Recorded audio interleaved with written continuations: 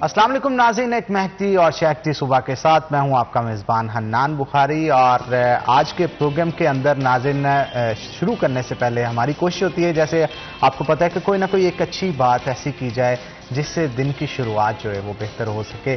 तो गुस्से पे हमेशा काबू पाना चाहिए। गुस्से पे काबू क्यों पाना चाहिए? बाज़ औक़ात इंसान गुस्से के अंदर वो लफ्ज़ कह देता है जो कि अगले के दिल, जो कि शीशे की तरह होता है, उसे तोड़ देता है। और आपने इस चीज़ को अक्सर देखा होगा कि शीशे को टूटने के बाद जितना मर्जी मुरम्मत किया जाए, लेकिन दरारें उसमें से कभी नहीं जाती। इसलिए कोशिश करें कभी भी किसी का दिल अपने गुस्से में बोले गए लफ्ज़ों के ज़रिए जो है वो ज़ख्मी ना करें।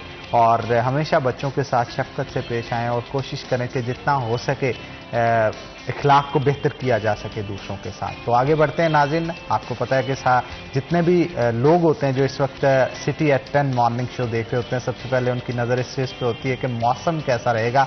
और वैसे भी आजकल मौसम बड़ा अनप्रडिक्टेबल है। बाज़ बताया जा रहा होता है कि बारिश नहीं होगी, बारिश हो जाती है, इसके बावजूद भी पार्शली क्लाउडेड भी होता है। और सूरज मियाँ जब आंखें दिखाता है तो हबस जो है वो बहुत ज़्यादा हो जाती है। आज का मौसम कैसा रहेगा देखेंगे टुडेज़ वेदर में।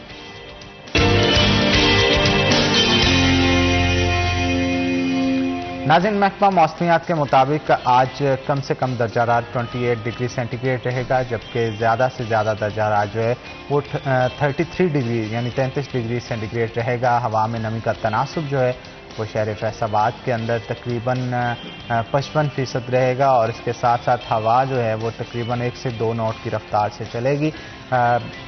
अगर देखा जाए बादलों के हवाले से तो फैसलाबाद आज भी पार्शली क्लाउडेड है। सूरज मियाँ जो है वो कभी कभी आंखें दिखाते हैं और कभी बादलों के पीछे छुप जाते हैं, लेकिन इसके बावजूद भी गर्मी का एहसास जो है वो काफ़ी ज़्यादा हो रहा है। और अगर आप बाहर निकलें बच्चों के साथ या फिर फैमिली के साथ, तो कोशिश करें कि अपने साथ वाटर बॉटल जो है वो लाजमी तौर पर लेके जाएं, क्योंकि पानी एक ऐसी चीज़ है, अगर आप इसकी इंटेक लेते रहते हैं तो आपकी बॉडी जो है वो डिहाइड्रेशन से बचती है और वैसे भी आपको तंदुरुस्त और तवाना रखती है। इसलिए कोशिश करें जितना हो सके वाटर कंज्यूम करें और कोई भी ऐसी चीज़ ना खाएं जो कि आपको बदहजमी करे। उसकी वजह से बाज़ औक़ात ये भी होता है कि स्टमक डिस्टर्ब होने से दीगर बीमारियां भी ट्रिगर करती हैं। तो कोशिश करें इस मौसम के अंदर जितना हो सके बाहर निकलते हुए अपने आप को ढांप के निकलें, ताकि गर्मी की शिद्दत से जो है वो बचा जा सके। आगे बढ़ते हैं नाज़रीन, ज़िला कौंसिल के हवाले से हम गुफ्तगू करेंगे। ज़िला कौंसिल में बहुत सारी माली बेज़ाब्तियाँ हैं जो कि सामने आई हैं। ऑडिट रिपोर्ट आई है और तकरीबन 400 के करीब शॉप्स हैं जिनको दिया जाना था लेकिन नहीं दिया गया। उसकी वजह से करोड़ों रुपए की लागत जो मिलनी थी, ज़िला कौंसिल को बजट मिलना था, उसकी मद में वो भी नहीं मिल पा रहा। अब उसकी वजह से कौन सी मसाइल हैं जो कि सामने आ रहे हैं, ऑडिट रिपोर्ट क्या कह रही है, कौन से अफसरान मुलव्वस हैं या अफसरान अगर मुलव्वस नहीं है तो ये किसकी गैर जिम्मेदारी है जिसकी वजह से करोड़ों रुपए का नुकसान उनको हो रहा है। तमाम तर सूरत हाल के हवाले से जानेंगे। हमारे साथ जो आज के गेस्ट हैं आपको उनका तारुफ करवा देता हूँ। हमारे साथ हमारे सीनियर रिपोर्टर अब्दुर्रहमान साहब मौजूद हैं। अब्दुर्रहमान साहब आपको वेलकम करते हैं टीम के अंदर, और उनके साथ साथ मरियम मौजूद हैं हमारे साथ। मरियम आपको भी वेलकम करते हैं। अब्दुर्रहमान साहब की तरफ चलते हैं और गुफ्तगू का आगाज़ करते हैं। रहमान साहब, करोड़ों रुपए की बेज़ाब्तियाँ, ऑडिट रिपोर्ट आ चुकी है, क्या कहती है ऑडिट रिपोर्ट कि किसकी वजह से ये मसाइल जो हैं वो ज़िला कौंसिल को फेस करने पड़े? Thank you Hanan. देखिए, ये ज़िला कौंसिल में बेज़ाब्तियाँ सामने आई हैं कि जहाँ पर तकरीबन 400 के करीब दुकानें जो है वो किरायाजात पर नहीं चढ़ाई गई, जिनके गाहक भी मौजूद थे। होता यूँ है कि रूटीन में ये चीज़ें चल रही होती थी, लेकिन फिर सेक्रेटरी लोकल गवर्नमेंट ने कहा कि तमाम दुकानों की जियो टैगिंग की जाए और उसके अलावा जो मार्केट रेट पर उनके किरायाजात है उसके मुताबिक उसको अपडेट किया जाए, क्योंकि ये बातें सामने आती थी कि दुकानें जो है वो कमर्शियल एरियाज़ में होती थी और किराया बड़ा उसका माइनर सा इकट्ठा होता था, बाकी भी इकट्ठा होता था, लेकिन वो बिल्डिंग इंस्पेक्टरों की जेबों में चला जाता है। इसी तरह से नक्शों की मद में भी पैसा इकट्ठा किया जाता है, लेकिन वो सरकार तक पहुँच नहीं पाता। नोटिस भेजे जाते हैं, उसके बाद मुकमका कर लिया जाता है। तो ये सारा कुछ ऑडिट रिपोर्ट्स में दिखाया गया है कि किस तरह से इस मद में ख़जाने को कम से कम 40-45 करोड़ का नुकसान पहुंचाया गया है कि डेवलपमेंट के मंसूबे उनकी जो थर्ड पार्टी वैलिडेशन होती है वो नहीं की गई। इसी तरह से कुछ मंसूबे जिनके फंड्स ऑडिट, प्री ऑडिट या पोस्ट ऑडिट के बगैर जारी किए गए। फिर इसी तरह से दुकानें या मुख्तलिफ जो तरक्याती प्रोजेक्ट्स होते हैं उनके उसमें उस तरह से शफाफियत नहीं थी। तो इस सिलसिले में ज़िला कौंसल हकाम का यही मौक़िफ़ था कि इनके जो है वो जवाब बना रहे हैं, कुछ के बना भी दिए हुए हैं। तो ये रूटीन में सरकार करती है कि जब ऑडिट रिपोर्ट्स बनती है, ऑडिट पैराज बनते हैं, तो फिर उनके साथ भी मुका करके उनके जो है वो जवाब बना लिए जाते हैं ताकि सब कुछ ये काम भी होता है। यही कुछ तो पाकिस्तान में होता है। बदकिस्मती ये है कि यहाँ पर सब कुछ मैनेजेबल है, सब कुछ मैनेज किया जाता है। पहले ठेकेदार को परसेंटेज पे मैनेज किया जाता है, फिर जो बंदा उधर अवामी नुमाइंदा होता है उसको मैनेज किया जाता है, साइन करवाए जाते हैं। ऑडिट रिपोर्ट कैसे मैनेज की जाती है? देखिए, ऑडिट पैरेज बन गए हैं, उन्होंने शेयर किए हैं कि ये कुछ बेज़ाब्तगियाँ हुई हैं। फिर इसके बाद इनकी जानिब से उसका जवाब दिया जाता है कि ये क्यों बेज़ाब्तगियाँ हुई या क्या वजह बनी या किस तरह से इन मामला, जैसे अब ये बताया गया कि दुकानों की क्योंकि कुछ की दरखास्तें भी चल रही थी, इस वजह से उन्होंने किराया जात पर नहीं चढ़ाई। इसी तरह से बताया कि ये मनसूबे इस वजह से थर्ड पार्टी ऑडिट नहीं करवाया गया कि वो बड़ी फिल बनाने थे तो उनके पास टाइम नहीं था, या ये जो है वो 70 लाख से कम मालियत के थे, इस वजह से। तो इस तरह के जवाब दिए जाते हैं। फिर जो अकाउंटेबिलिटी कौन करता है अब्दुर्रहमान इनकी? अगर सपोज माली बेज़ाब्तगी सामने आ गई, अब सजा किसे मिलेगी, कौन देगा, क्या प्रोसीजर होगा नेक्स्ट? हनान, असूली तौर पर तो ये होता है कि जो भी बेज़ाब्तगी सामने आती है उस पर एक्शन होना चाहिए कि क्यों इस तरह से हुआ है। लेकिन बदकिस्मती एक्शन लेता कौन है? ये बेसिकली यहाँ पर समझिए कि इनका हेड सेक्रेटरी लोकल गवर्नमेंट है, तो वो एक्शन लेने की बजाय जो ऑडिट ऑफिसर्स होते हैं उनको मैनेज कर लिया जाता है, क्योंकि काफ़ी बड़ी दिहाड़ी तो ऑलरेडी लग चुकी होती है। तो फिर उसमें से कुछ शेयर देते हैं तो मामला मुकम्मल। लेकिन ये सिस्टम कैसे ठीक होगा? अगर यही सिस्टम चलता रहा तो किस तरह से ये मुल्क जो है वो सीधी पटरी पे चलेगा? तो ये बदकिस्मती हमारी देखिए कि मुल्क इसी तरीके से चली जा रहा है। यहाँ पर अवामी नुमाइंदगान वो उनके अपने मफादात होते हैं जिन्होंने इस पे बात करनी होती है। लोकल बॉडीज़ के तो ऑलरेडी चेयरमैन मौजूद नहीं है, वो सारों को इसी वजह से ब्यूरोक्रेसी लोकल बॉडीज़ की मुखालफ होती है कि जो यूसी चेयरमैन होते हैं वो इस पे सवाल उठाते हैं कि यहाँ पर जो डेवलपमेंट स्कीम हमारी यूसी में बनी है तो इसका म्यार कम है या ये वो। तो उस सवालों से बचने के लिए ये हमेशा लोकल बॉडीज़ को ख़त्म करके अपने इख्तियारात यूज़ करते हैं। अब देखें, कॉरपोरेशन है जहाँ पर 157 चेयरमैन थे, तो अब उसकी जगह सिर्फ कमिश्नर के साइन होते हैं, मेयर की जगह। तो इसी तरह से डिस्ट्रिक्ट काउंसिल में 189 चेयरमैन है, तो अब वो डीसी कंट्रोल करता है। म्यूनसिपल कमेटीज़ जहाँ पर चेयरमैन या नाज़म होते हैं बड़ी तादाद में, तो वो इसी कंट्रोल करते हैं। तो ये ब्यूरोक्रेसी अपने इख्तियारात के साथ साथ लोकल बॉडीज़ के इख्तियारात का भी इस्तेमाल करती है, और यही इनको इसमें चाम नज़र आता है, इतना ज़्यादा आता है कि वो, यानी आपके कहने का मकसद है अब MP MNA साहबान को बजाय इलेक्शन लड़ने के CSS के एग्जाम्स की तैयारी करनी चाहिए। पाकिस्तान में ये बात ठीक है आपकी, पाकिस्तान में जो ब्यूरोक्रेसी, सिविल ब्यूरोक्रेसी है उसका ही एक्चुअली राज है। देखिए, अब डिप्टी कमिश्नर की बात अगर चाली पड़ी है तो ज़िला कौंसिल का वो है चेयरमैन। अब डिप्टी कमिश्नर अपनी जॉब भी देख रहा है, इसके अलावा वो डिस्ट्रिक्ट कलेक्टर भी है कि रेवेन्यू डिपार्टमेंट सारा का सारा उसी को जवाब दे, उसकी मद में भी वो। इसके अलावा फिर जितनी भी यहाँ पर कमेटीज़ हैं जैसे FWMC या दूसरी, उन तमाम का कोई भी अगर चेयरमैन ना हो तो वो डिप्टी कमिश्नर चेयरमैन होगा। कोई भी एजुकेशन का प्रोसीजर मुकम्मल होना है, कोई भी महकमा सेहत ने कोई अद्वियात खरीदनी है, शहर में कोई ब्रिज बनना है, कोई भी NOC जाना है, इन जितने भी महकमों के NOC जाने हैं फाइनल अप्रूवल डिप्टी कमिश्नर की जानिब से जाएगी। इख्तियारात की तकसीम से इतना डर क्यों? ये कि फिर अवामी काम जो है वो बगैर सिफारिश या रिश्वत के होने शुरू हो जाएंगे। देखिए, अगर सब कुछ ऑनलाइन तरीके से हो जाता है तो फिर तो लोगों को ज़रूरत ही नहीं होगी कि साहब बहादुर के पास जाना। अब किसी का भी कोई भी काम है, चाहे उसने नक्शा लेना है या कोई भी फ़र्द का काम है, कोई भी दरख्वास्त देनी है, कोई भी उसने अपनी फैक्ट्री बनानी है, तो वो सारा कुछ DC के पास जाना पड़ेगा।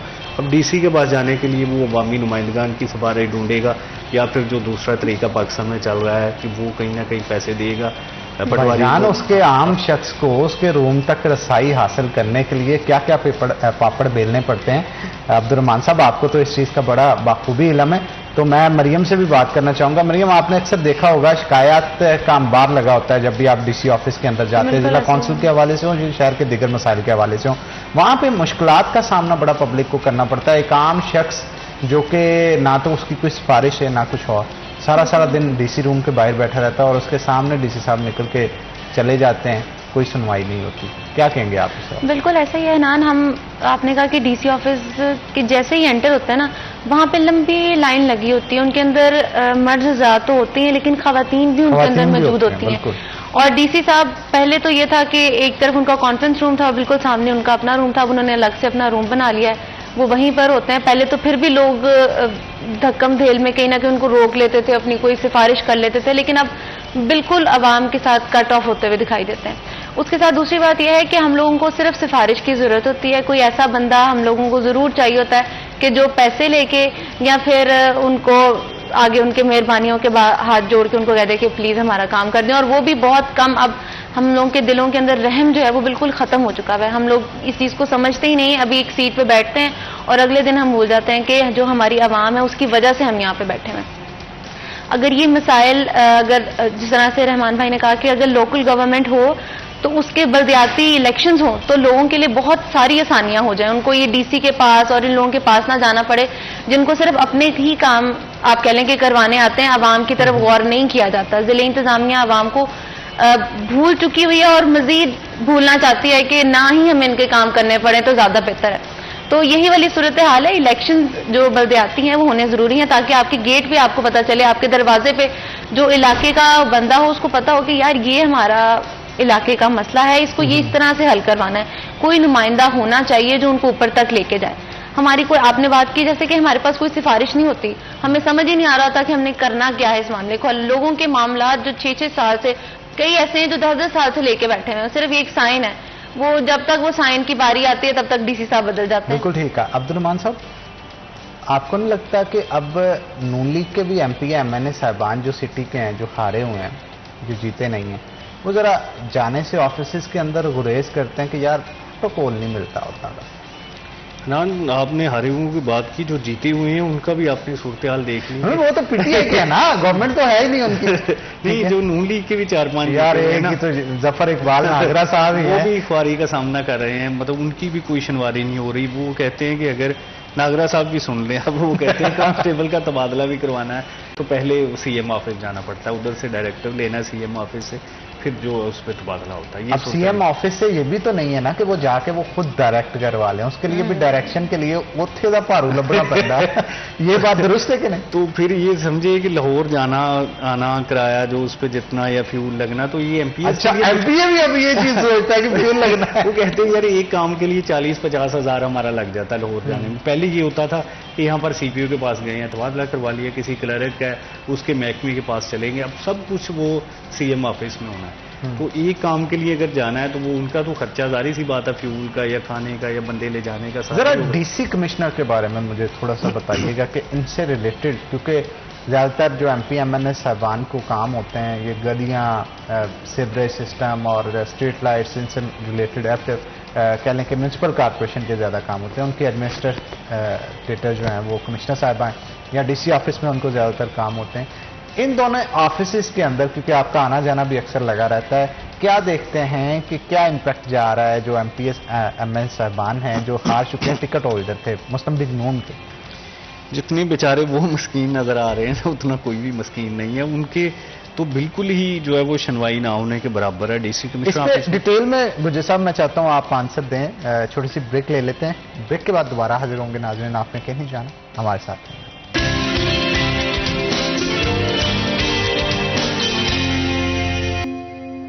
वेलकम बैक नाज़रीन, ब्रेक के बाद खुश आमदीद। हमारे साथ अब्दुल रहमान साहब मौजूद हैं, मजीद गुफ्तगू उनके साथ करेंगे। अब्दुल रहमान साहब, ब्रेक पे जाने से पहले आपने बात जहाँ पे छोड़ी थी मैं चाहता हूँ उसी को कंटिन्यू करें। जो मौजूदा एमपी एमएनए साहबान हैं वो डीसी और कमिश्नर ऑफिस में क्या रोल रखते हैं, इस पर जरा।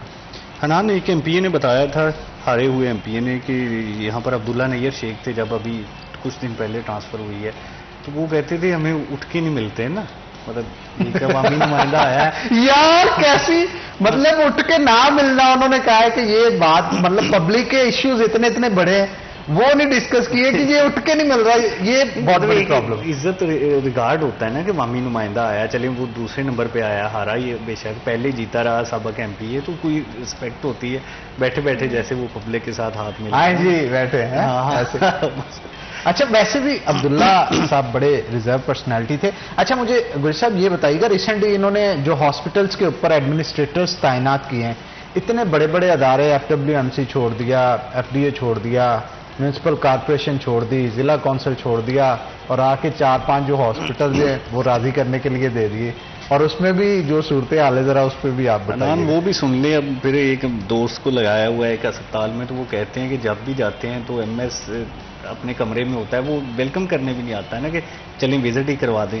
कोई कमरा नहीं दिया हुआ, कोई इख्तियारात नहीं है। जो पहले सेक्रेटरी हेल्थ को हटाया तो वो तो कह रहा था कि इनके आपने ये काम भी नहीं करने कि इनके कहने पे शिफ्ट ही चेंज कर देना, ट्रांसफर तो दूर की बात, शिफ्ट भी नहीं चेंज करनी।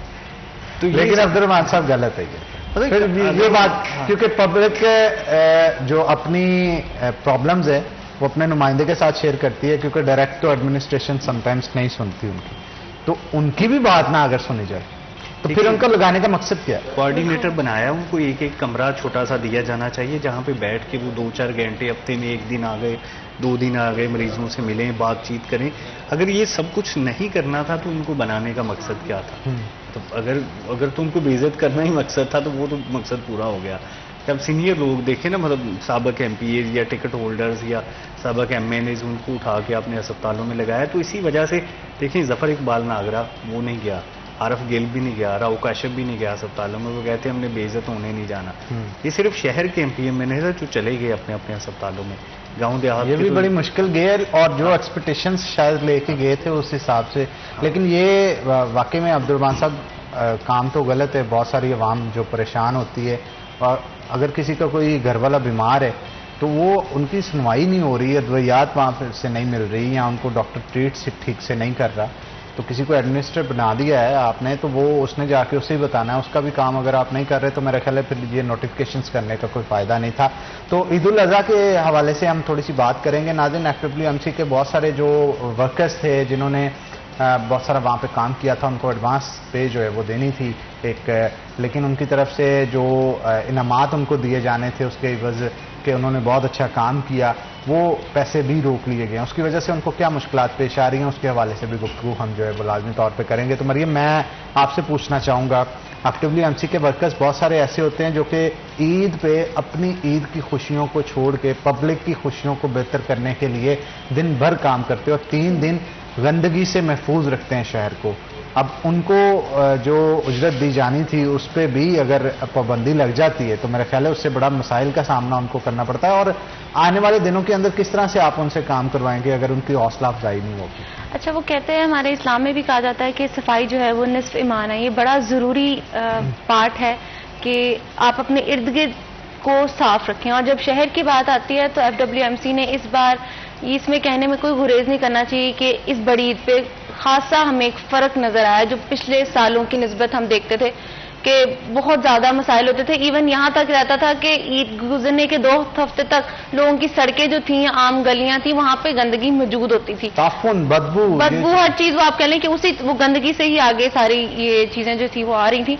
लेकिन इस बार ये है कि वो 3 दिन भी शहर फैसलाबाद में उस तरह से वो हालात नहीं रहे और उसके बाद तो अल्हम्दुलिल्लाह कि वो चीज़ वाकई ही क्लीन अप हुई। और इसमें FWMC का कोई वो आप कह लें कि वो तारीफ जो है वो ना की जाए तो ये गलत होगा।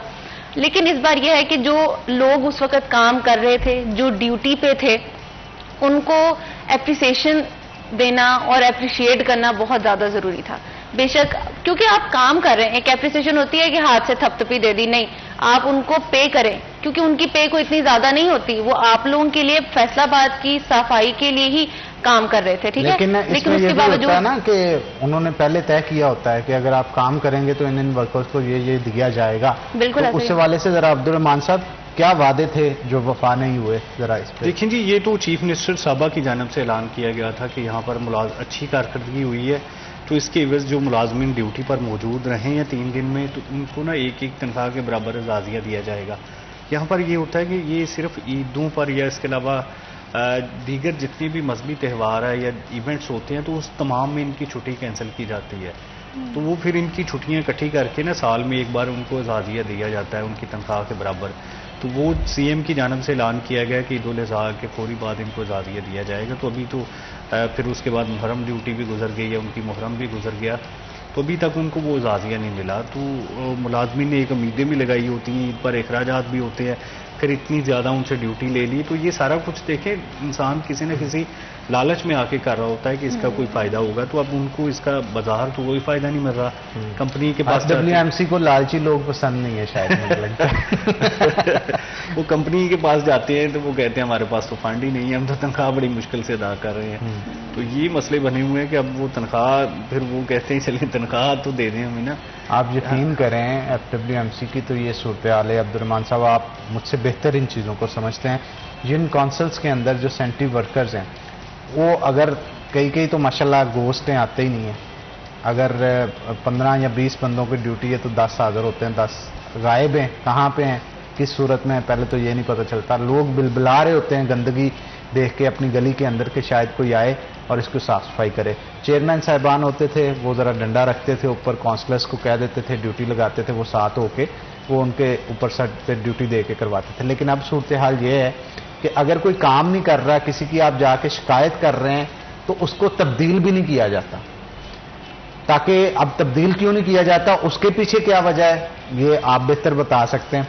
तो ज़रा इस पर भी थोड़ा सा फोकस डालें ना। मतलब एक तरफ से मुलाजमीन को उनकी जाजिया उजरत नहीं दी जा रही, दूसरी जानब से जो ऐसे मुलाजमीन हैं जो आते ही नहीं है, अगर आते हैं तो काम नहीं करते, उस पर आप क्या कहेंगे? देखिए, ये बात आपकी बिल्कुल दुरुस्त है कि यहाँ पर ये बड़ा मसला है। देखिए, कम से कम तनख्वाह जो उनकी है उनको दी जा रही है 32 या 37 हज़ार रुपये तक ना, तो ये बड़ी मकबूल तनख्वाह बनती है। तो इसके एवज़ उन्होंने करना ये होता है कि चंद घंटे में सफाई करनी है, तो ये भी वो करना नहीं पसंद करते। इसका मतलब है कि यहाँ पर जो उनके ऊपर इंस्पेक्टर्स हैं या सुपरवाइज़र हैं, वो कहीं ना कहीं डंडी मार रहे होते हैं। जो एवरेज 17-18 लोग एक यूसी में है, चेयरमैन इनका रिकॉर्ड रखते थे, अब इनका रिकॉर्ड रखने वाला कोई नहीं है। वो आपकी बात कि अगर हर यूसी में एक बंदा भी बोगस हो। सर, हाजिरी कौन लगाता है इनकी? इनकी सुबह जब चेयरमैन होते थे हाजिरी लगती थी।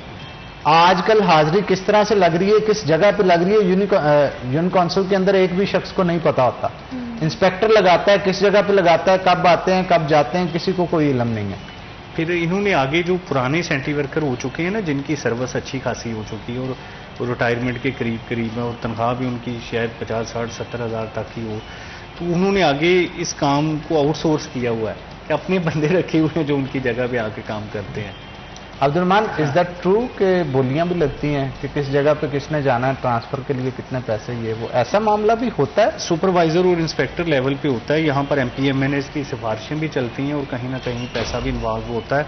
अगर एक तो सुपरवाइजर या इंस्पेक्टर चेंज हो जाए तो ये समझ लें कि यूसी की सतह पे तूफान आ जाता है, सिफारिशें शुरू हो जाती हैं कि ये क्यों चेंज हुआ। अच्छा, एक चीज नहीं मुझे समझ आती कि अगर किसी अच्छे काम के लिए कोई ट्रांसफर करके आप किसी को लगवाते हैं कि हल्के की बेहतरी हो जाए, उसके लिए इतना ढंढोरा पीटा जाता है, और जो 2 नंबर तरीके के लिए काम किया जाता है, यानी किसी को पैसे कमाने के लिए लगाना है, खामोशी से लगा दिया जाता है, उसको पता भी नहीं चलने देते कि इसका ट्रांसफर भी हुआ है या नया कोई आया नहीं है, मामले को दबा दिया जाता है। देखिए, नोटिफिकेशन तो उन्होंने खुद ही करना है ना। हाँ। कि जो नोटिफिकेशन अगर किसी की सिफारिश पे हुआ है तो उसको भेज देंगे, अगर खुद से ही किया है तो वो चुप करके अपने पास रख के ज़बानी बता देंगे कि ये काम हुआ है या उसकी सतह पे रखेंगे। तो ये बहरहाल ये प्रैक्टिस तो चलती है, और इस प्रैक्टिस को रोकना बहरहाल CEOs के लिए बड़ा ज़रूरी होता है, टास्क भी होता है। इसी मकसद के लिए ब्यूरोक्रेट्स को भेजा जाता है कि इस प्रैक्टिस को रोका जाए। लेकिन मुझे एक हमारा दोस्त बता रहा था कि एक यहाँ से जा चुका था CEO, तो उसके घर पे भी पानी की बोतलें FWMC के खाते से जाती थी। ये सूरत हाल है कि यहाँ पर प्रैक्टिस को रोकना तो दूर की बात, प्रमोट किया जाता है, उसको आगे बढ़ाया जाता है, मजीद नए से नए खर्चे डाले जाते हैं कंपनी की जानब, आते साथ ही नई गाड़ियाँ, मोबाइल्स, सब कुछ वो कंपनी के खाते में लिया जाता है। जो भी खरीदारी CEO करता है ना, तो जब आ जाता है तो उसके बाद वो कंपनी का मेहमान होता है। अब्दुर्रहमान, आपको नहीं लगता कि आपके पास भी बहुत सारे लोग इश्यूज लेके आते होंगे, आपके हल्के के हों या शहर के हों, कि हमारे ये मसाइल हैं यार, काइंडली आप जाके हल करवा दें, आपकी एक्सेस वहाँ तक होती है। तो जब आप वो काम करवाने के लिए जाते हैं, समटाइम ब्यूरोक्रेसी में के लोग जो होते हैं वो आपको कोई ना कोई कानूनी शिक बताने के बाद उसको नहीं करते। लेकिन वहाँ पे ही अगर कोई ऐसा शख्स जिन पे पता हो कि यार इस पे डंडा उसका चल सकता है, वो कहे, तो 2 नंबर तरीके से या सारे रूल्स भी तब बुला दिए जाते हैं और वो काम जो है वो कर दिया जाता है। देखिए, जो काम उन्होंने नहीं करना उसके लिए मेरिट होता है कि मेरिट की वजह से नहीं कर रहे, उसके लिए कानूनी ज़ाब्ते होते हैं, पाबंदियाँ होती हैं सरकार की, और जो करना हो वो कर देते हैं। वो बैक डेट में कर देते हैं वो काम, वो बाद में भी कर देते हैं, लेकिन कुंडियां सब होती हैं इनके पास। एग्जैक्टली, वो समझे कि वो तब से शुरू हो गया है। उसकी अगर सरकार की जानिब से पाबंदी भी है तो वो पाबंदी वाले दिन नाफजुल अमल हो जाएगा, नोटिफाई, लेकिन वो उसी दिन ट्रांसफ़र हो जाएगा वैसे फिजिकली, या बैक डेट में कर देंगे कि जब से ये पाबंदियां नहीं लगी थी उस डेट में जाके कर देंगे, ये तब से तबादला है। तो ये जब ना करना हो तो फिर उनके पास कई बहाने होते हैं। ब्यूरोक्रेसी बनाई इसी काम के लिए कि लोगों को जो है वो नोटिंग दिखाए, लोगों को लिख के दिखाए कि ये देखें ये लेटर सरकार का आ गया। इनकी किसी भी ब्यूरोक्रेट की सबसे ज़्यादा अच्छी चीज़ समझी जाती है कि वो लेटर अच्छा बना लेता है। बस यही इनकी सारी सर्विस है कि जो जितना अच्छा लेटर बनाएगा उसको उतनी ज़्यादा अच्छी पोस्टिंग मिलेगी, इसको अच्छा काम आ गया। वाह जी वाह, बड़ी मतलब ये कह लें कि एक रूल सेट किया है इन्होंने कि या एक मेयार सेट किया है कि लेटर अच्छा बनाएं। और ये तो सुन ले कि एक बार हम इस पे मजीद भी गुफ्तगू करेंगे। एक छोटी सी ब्रेक ले लेते हैं, ब्रेक के बाद दोबारा हाजिर होंगे। आपने कहीं नहीं जाना, हमारे साथ रहना।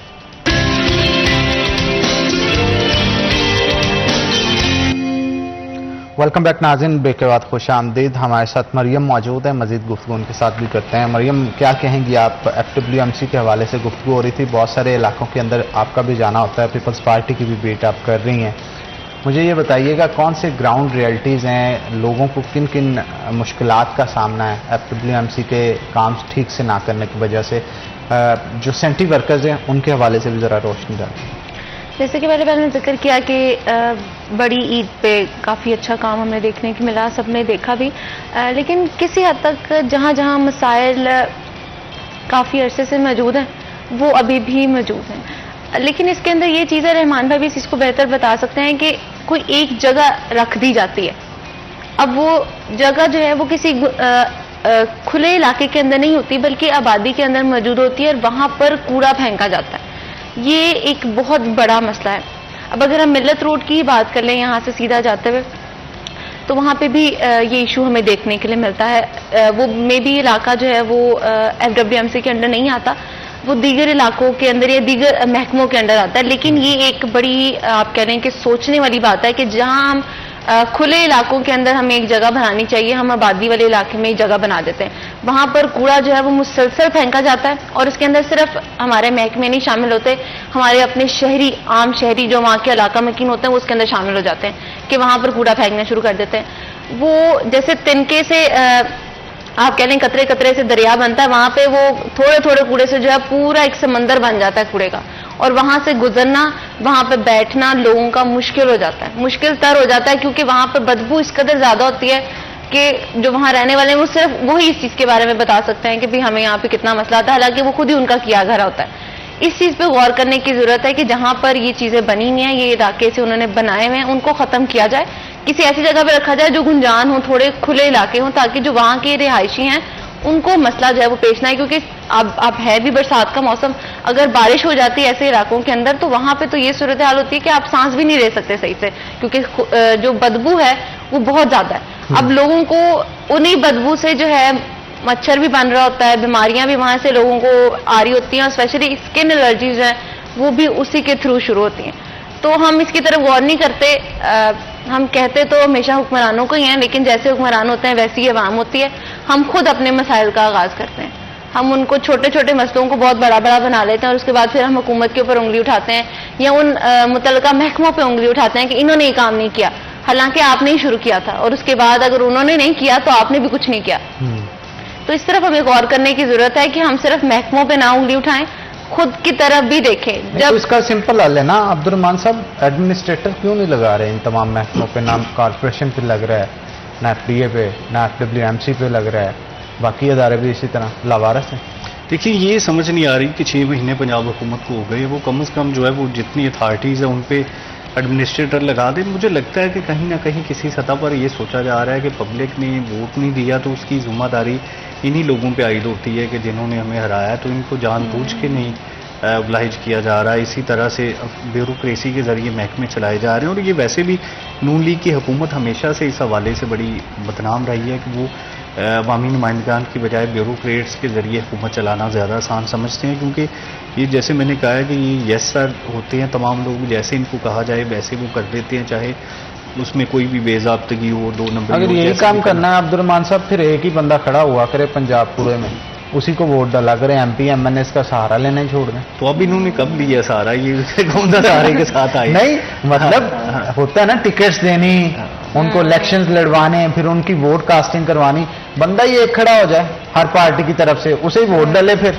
ठीक है ना, और वो एडमिनिस्ट्रेटर के जरिए। नून का मसला है। इससे पहले आप देखिए कि माजी में जो भी हुकूमत आई है, स्पेशली जब पीपल्स पार्टी की बनती है, तो वो हमेशा कारकुनान को आगे लेके जाते हैं। PTA ने भी थोड़ा बहुत कारकुनान को oblige ज़रूर किया था लोकल सतह पे अपने लोगों को अथॉरिटीज़ में, बल्कि FDA में तो उन्होंने अपने 2-3 MPs इकट्ठे ही उधर डाल दिए थे कि वो अपने उधर जो भी करें, जैसे भी करें। तो नून लीग ये ऐसे कामों से अवॉइड करती है, वो बस ब्यूरोक्रेट लगा देती है और उसके ज़रिए ही काम चलाने की कोशिश करती है। और ये आप इसका नतीजा देख लें कि अवामी जो है वो मकबूलियत इनकी आहिस्ता आहिस्ता ख़त्म होती जा रही है।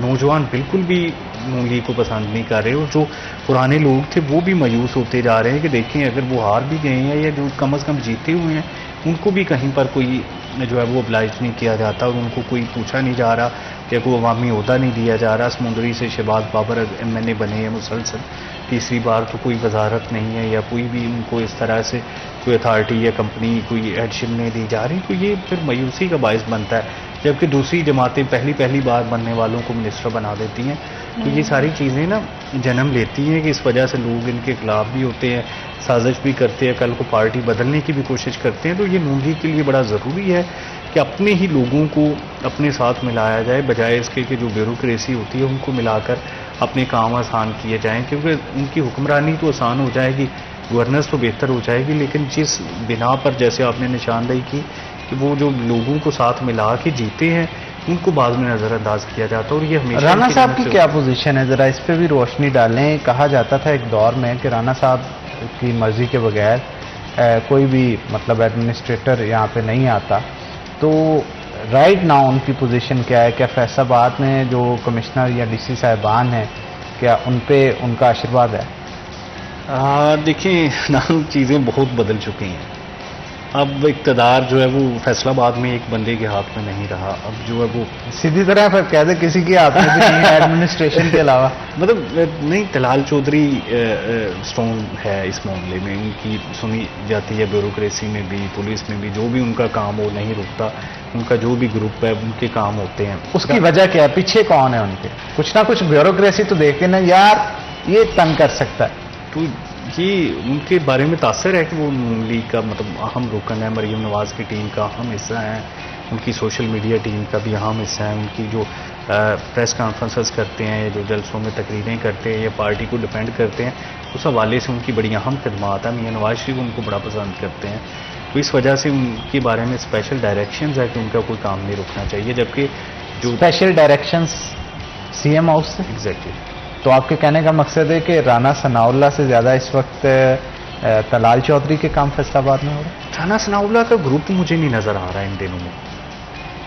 कोई उनकी कोई मीटिंग्स नहीं हो रही, कोई देखें कब से वो वजीर भी बने हैं या उससे पहले इलेक्शन हारा है, उसके बाद कोई खास मीटिंग्स नहीं, कट नहीं हो रहा है इनका। मतलब मुझे लग रहा है कि थोड़ी कोई नाराज़गी है आपस में ना लोगों की, वो जैसे पहले हमेशा कौन किसकी कैसे, जरा इस पे जरा रोशनी डालिए थोड़ा सा, चले बता ही दें हल्का ये है कि मतलब अब ग्रुप उस तरह से नहीं रहा, ग्रुप कमज़ोर हुआ है, या लोग उनके पास जाना छोड़ गए हैं, लोगों को गिला है कि वहाँ पर उनका फ़ोन नहीं सुना जाता, वहाँ पर उनका काम नहीं किया जाता, इस वजह से लोग उनके पास जाना छोड़ चुके हैं और खुद की कोशिश कर रहे हैं कि कहीं ना कहीं उनका जो ज़ाती काम है अगर वो होता है वो लाहौर से करवा लें। जैसे शेर अली ग्रुप के 3 बंदे हैं, अब शेर अली, ताहर जमील और ख्वाजा रिजवान, वो तो अलग है ना।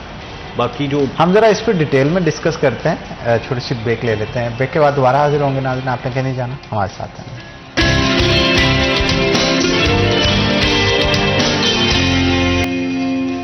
वेलकम बैक नाज़रीन, ब्रेक के बाद खुश आमदीद। अब्दुर्रहमान हमारे साथ मौजूद हैं, मजीद गुफ्तगू करेंगे। अब्दुर्रहमान, मैं चाहता हूँ ब्रेक से पे जाने से पहले जो बात हो रही थी कि क्या मामलात हैं, जो दड़ेबाजी की बात बता रहे थे आप, तलाल चौधरी, राना सनाउल्लाह, अबद शेर अली, तो इस पर हनान आपके इलाके के जो है वो साबिक MP मलिक नवाज साहब सुना है उधर से अब्दुल्ला गार्डन शिफ्ट हो गए, आप बताएं। आपको मैं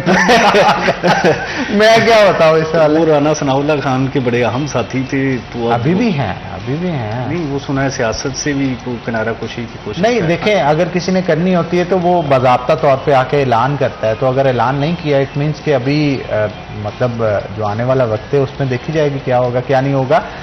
कोई भी शख्स, आपको भी पता है अब्दुल रहमान, जब वो सियासत से किनारा कशी करता है वो आगे बयान जरूर देता है, लेकिन अभी उनकी तरफ से किसी किस्म का कोई बयान जो है वो नहीं आया। और अगर रियाज बड़े एक्टिव हैं, छोटे जी, मलिक रियाज बहुत एक्टिव है हल्के में ना जी, रियाज बहुत एक्टिव हैं, इनके ऊपर भी गुफ्तगू करते हैं। मरियम भी हमारे साथ मौजूद हैं, तो मरियम से भी मैं चाहता हूँ गुफ्तगू कर लें। मरियम, क्या कहेंगे आप? पाकिस्तान पीपल्स पार्टी तो फैसलाबाद की हद तक अगर बात करें किसी भी जगह पे नजर नहीं आते, तो उस पर आप क्या कहेंगी कि इस वक्त जरूरत है कि उनमें कि कोई बड़ा लीडर जो है फैसलाबाद में आए जो पार्टी को मुनज़्ज़म करे? क्या कहेंगे? बिल्कुल ऐसा ही है। पाकिस्तान पीपल्स पार्टी, हमें पहले लग रहा था कि इलेक्शंस में शायद पीपल्स पार्टी कुछ कर सकेगी, उन्होंने अपने लोगों को भी आगे लेके आया, इलेक्शंस में उन्होंने लड़े, लेकिन अफसोस कि पीपल्स पार्टी जो है वो तीसरे नंबर पे भी उस तरह से ना आ सकी। जो नून लीग के थे, हारने वाले थे या हरा दिए गए थे, वो तो चले दूसरे नंबर पे फिर भी आ गए, लेकिन पीपल्स पार्टी वाले तो किसी खाते में भी हमें नजर नहीं आए। दूसरी ये बात कि जैसे आपने कहा कि किसी के लीडर की आने की यहाँ पे जरूरत है, हम लोगों ने ये तो कह दिया, पीपल्स पार्टी ने हाथ भी मिला लिया नून लीग से दिखाने के लिए, लेकिन अगर आपने दिखाया है तो फिर कुछ ओहदे जो थे वो डिवाइड होने चाहिए थे। आप लोगों ने मिलकर चलानी थी तो फिर पीपल्स पार्टी को भी बीच में डाला जाता, जो कि नहीं डाला गया। तो फैसलाबाद में भी और दीगर शहरों में भी यही सूरत हाल है कि पीपल्स पार्टी हमें नजर नहीं आती। आमतौर पे ना ही उनके कोई मीटिंग्स वगैरह नजर आती हैं, ना उनका कोई ऐसा कुछ चीज नजर आती है कि वो वाकई कुछ कर रहे हों या कर सकें। पीपल्स पार्टी इस वक्त बिल्कुल खामोश बैठी हुई है, क्योंकि जरदारी साहब भी खामोश बैठे, हो सकता है ऊपर से बैठ के वो अपनी चाल चल रहे हों या वट एवर, क्योंकि जहां बाबे बैठ जाते हैं वहां तो सियासत हो ही रही होती है। लेकिन ताहाल फैसलाबाद में भी इस तरह की कोई एक्टिविटी स्पेशली पीपल्स पार्टी की तरफ से जो है वो नजर नहीं आ रही है हमें। बिल्कुल ठीक कहा आपने। अब्दुल रहमान, मुझे ये बताइएगा, आने वाला सिनेरियो क्या है आने वाले दौर के अंदर? क्या इलेक्शंस नेक्स्ट जो होंगे उस तक सूरत हाल यही रहेगी? हनान एक नून लीग का बंदा बता रहा था कि मियां नवाज शरीफ ने शहबाज शरीफ को कहा है कि अगर आपसे हालात कंट्रोल नहीं हो रहे, 15 सितंबर तक क्या है डेडलाइन, तो फिर आप असम्बली तोड़ दें मरकज में ना, उधर असम्बली तोड़ें, नीचे सूबों में हुकूमतें अपनी चलती रहें, ऊपर केयर टेकर सेटअप आ जाए, टेक्नोक्रेट्स आ जाएं, वो साल 2 साल चलाएं, जो सख्त फैसले है वो लें, और नीचे हम जो पंजाब के बजट से पॉपुलर फैसले लेकर फिर इलेक्शन में जाएं, ताकि हम जो है वो काबिल जिक्र मेजोरिटी लेके वापस आ जाएं। लग यूँ रहा है कि मियां नवाज शरीफ आखिरी बार खुद से वापस आना चाह रहे हैं वज़ीर आज़म, लेकिन तब जब उनके पास अच्छी सीटें हों, तो वो सिर्फ मरकज़ का इलेक्शन चाह रहे हैं कि 1 साल 1.5 साल में जो है वो टेक्नोक्रेट्स अपने सख्त फैसले लें, नीचे इनकी पंजाब हुकूमत चलती रहे। और जैसे मरीम नवाज़ काफ़ी हद तक पॉपुलर हैं अपने चचा की निस्बत, शहबाज शरीफ की निस्बत, आप उनको सोशल मीडिया पे भी देखेंगे, आप उनको हर जगह एक्टिव भी देखेंगे, वो अरशद नदीम के घर जाना हो या बंदों को सस्पेंड करना हो, कहीं ना कहीं उनकी रोज़ाना की मौजूदगी होती है। प्राइम मिनिस्टर की मौजूदगी आपको कहीं नहीं मिल रही, कोई सिर्फ मीटिंग्स के प्रेस रिलीज आ जाते हैं, ना कोई मीडिया टॉक्स हो रही होती हैं, ना कोई लोगों की मीटिंग्स हो रही होती हैं। अच्छा, कुछ पर्सनैलिटी क्रिज्मा भी होता है, जैसे अब्दुल रहमान नवाज शरीफ साहब को जो पॉपुलैरिटी मिली वो उस तरह से किसी को नहीं मिली। इसी तरह मरीम साहिबा हैं, फिर हमजा साहिब हैं। अगर कंपेयर किया जाए तो वो ये फैमिली जो नवाज शरीफ साहब की फैमिली है, इनको पॉपुलैरिटी ज़्यादा क्यों मिलती है? क्या आप वजह समझते हैं इसकी? देखिए, इनके बारे में ये तासर है स्पेशली मियां नवाज शरीफ के बारे में कि वो पब्लिक के ज़्यादा करीब होते हैं। उनके दौर में लोग उनसे बआसानी मिल सकते हैं, लेकिन शहबाज शरीफ से मिलना बड़ा मुश्किल होता है। जब वो चीफ मिनिस्टर थे तब भी उतना ही मुश्किल था, प्राइम मिनिस्टर है तब भी उतना ही मुश्किल है। प्राइम मिनिस्टर देखें 6 महीने हो गए हैं, वो कोई नहीं आपने देखा होगा कि कहीं उन्होंने विजिट किया, कोई मीटिंग्स की, कोई लोगों को बुलाया, अपने लोगों को उनके डेवलपमेंट के मसले सुने। वो बिल्कुल इस्लामाबाद में लग रहा है जैसे कैद होके रह गए हैं। मरियम साहिबा ने कोई मीटिंग की है यहाँ के जो टिकट होल्डर्स थे उनके साथ? कोई मीटिंग की हो या कोई सजेशन या कोई प्लान दिया हो कि फैसलाबाद की आवाम को आप स्पेशली ये रिलीफ दें और ये काम करवाएं जाए? फैसलाबाद तो लग रहा है जैसे ब्यूरोक्रेसी के जरिए चलाया जा रहा है। इनकी यहाँ पर ये सुनीद थी कि शायद 14 अगस्त से पहले या बाद में सीएम ने यहाँ पे आना है, इफ्तिताह करना है ब्रिज का या सेफ सिटी प्रोजेक्ट का या इसके अलावा अस्पतालों के एक्सटेंशन का, लेकिन कोई प्लान नहीं बन पा रहा। और ये और बात है कि कोई और मसरूफियत भी नहीं होती। ये हो ना कि किसी और डिस्ट्रिक्ट में जाना पड़ गया तो कहीं भी नहीं जाना होता, लाहौर में ही है लेकिन मुझे लग रहा है कि फैसलाबाद में अवामी नुमाइंदगान जो हमारे टिकट होल्डर्स हैं या नून लीग के लोग हैं, उनसे पार्टी कोई ज़्यादा खुश नहीं है। उनको कोई ख़ास मीटिंग्स में भी नहीं बुलाया जाता, बल्कि कुछ दिन पहले का फिर वही जिक्र आ जाएगा कि एक बड़े तगड़े बंदे की वाइफ ने सोशल मीडिया पे या एक इंटरव्यू देते हुए किसी को कहा था कि पीटीआई की मकबूलियत बढ़ती ही चली जा रही है और वो काउंटर नहीं हो रही। ये सवाल भी उनसे पूछा गया है कि आपने क्यों पब्लिक के लिए ऐसा कहा है। तो वो काफ़ी मतलब फैसलाबाद से कोई खुश नहीं है पार्टी ना, नाराज इनकी कारकर्दगी की वजह से, इनके हारने की वजह से कि इतनी ज़्यादा सीटें मुसलसल, मतलब 18 में भी इन्होंने लूज़ की और 24 के इलेक्शन में तो कोई बचा ही नहीं ना, बिल्कुल ही सफाया हो गया उनका। और इतनी लीड से हारे हैं ना, हारने में फ़र्क होता है। 20-30 हज़ार की लीड से एमपी हार रहा है, 50-50 की लीड से एमएलए हार रहा है। तो ऐसी हार तो फॉर्म 47 में भी मैनेज नहीं हुई ना इतना फ़र्क पड़ गया। तो इतने बड़े जो है वो कद काट के लोग हार गए। सनाउल्लाह को हार बर्दाश्त करनी पड़ी। आबद शेर अली ने हैट्रिक कर ली हार की ना, 5 सालों में 3 बार हार चुके हैं। तो फिर मतलब ये चीज़ें वो समझते हैं कि ये लोग खुद से कुछ नहीं कर रहे, क्योंकि सिर्फ यहीं पे हार का तनासुब 90% रहा है, बाकी इजला में तो 50। लेकिन ख्वाजा रिजवान की अगर बात की जाए तो उनके वोट का तनासुब जो है वो बहुत कम लीड से बनिस्बत दूसरों के हारे हैं। लेकिन वो समझा जा रहा है कि वो अपने एमएनए के साथ अभी ठीक नहीं है। देखें कि अभी उनकी बेटी की शायद मंगनी हुई है, तो उसमें खुरम शहजाद तो आए हुए थे लेकिन अकरम अंसारी नहीं थे। इससे आप अंदाज़ा लगा लें कि नून लीग की आपस में जो है वो अंडरस्टैंडिंग का क्या लेवल है। जो हल्के का एमएनए है वो इवेंट्स में मौजूद नहीं होता। खिचड़ी पक गई है। अभी जो रिसेंट सिचुएशन देख रहे हैं ना, उसमें कुछ यूं महसूस हालात क्लियर नहीं हो रहे। अब जब इस तरह के मामला तो होंगे तो फिर वर्कर्स जो है ऑटोमेटिकली डिस्पर्स हो जाएंगे, उसको ये नहीं पता होगा मैं जाऊं किसके पास। बिल्कुल ऐसे ही है, ये मतलब हालात ही है जिसकी वजह से बेयकीनी फैली हुई है। देखें चीज़ें, इंडस्ट्री बंद हो रही है, 17 टेक्सटाइल जैसी इंडस्ट्री बंद हो गई है, 100 के करीब बड़े जो है वो बड़े यूनिट्स फैसलाबाद में बंद हो चुके हैं, बेरोजगारी है। नून लीग के जो सोशल मीडिया के लोग कहते हैं कि हमारे पास लोगों को बताने के लिए भी कुछ नहीं है। अच्छा, कौन है सोशल मीडिया के नून लीग के लोग, जरा बताइएगा आप थोड़ा सा फैसलाबाद के हद तक। ये मतलब मेरा ख्याल है कि नून लीग नहीं ना मिल रहा नाम नहीं है। यकीन माने जिसने लगानी होती है अपनी मर्जी से कोई पोस्ट बना के लगा लेता है, लेकिन पीटीआई के अंदर मुतहरक कारकुनान है। वो तो अभी उन्होंने ओहदे दिए हुए हैं प्रॉपर। अच्छा, जब बिल्कुल मकबूलियत ज़ीरो पे आ गई थी ना 2021-22 में अदम इतमाद से पहले, तो तब भी वो जलसे कर रहे थे, तब भी वो बड़े एक्टिव थे, तब भी वो जो है वो झूठ के कलाबे मिला रहे थे। वो एक भट्ट साहब थे फैसलाबाद के टिकटॉकर थे, आपको पता होगा। मरियम नवाज साहबा के लिए उन्होंने नैब में जब पेशी थी लाहौर, मार भी खाई थी अच्छी खासी उन्होंने, ठीक है। और उनकी वीडियोस भी बड़ी वायरल हुई थी यूट्यूब के ऊपर भी, सोशल मीडिया के ऊपर भी। उन्होंने भी किनाराकशी कर ली। मतलब कहा जाता है कि इंटरनल पॉलिटिक्स इतनी ज़्यादा है पार्टी के अंदर, समटाइम उसकी वजह से खामियाजा जो है वो फिर अच्छे वर्कर्स को भी भुगतना पड़ता है। नौजवान नहीं है पार्टी में, सारे बुजुर्ग हो चुके हैं, मरियम समेत सारे जितने भी इनके लोग हैं ना, वो सारे 70-80 की जो है वो उम्र गुजार चुके हैं, खाना सनाउल्लाह खान समेत। तो अब देखिए कि जिन लोगों को ट्विटर हैंडल नहीं यूज़ करना आता हो, जिन्होंने अपने ट्विटर के लिए आगे मुलाजिम रखे हों, तो वो कैसे सोशल मीडिया समझ सकते हैं कि सोशल मीडिया कैसे। देखें, सोशल मीडिया पे सबसे ज़्यादा काउंट करते हैं व्यूज़। अब इन लोगों को पता ही नहीं है कि व्यूज़ क्या होते हैं, कैसे आने हैं, किसके ज़्यादा आते हैं। इनके जो पास आते कॉल आती है, इनकी कॉल करवाई थी ना वो इलेक्शंस में जो कॉल आ रही थी कि वोट कास्ट करें ये वो। लेकिन बरक्स इसके दूसरी पार्टीज जो हैं वो कहते हैं ना, ये थ्योरी भी है। मरियम क्या कहेंगी आप इस हवाले से कि माहौल के साथ साथ अगर आप अपने आप को नहीं ढालते तो उसका खामियाजा आपको एक ना एक दिन भुगतना पड़ता है।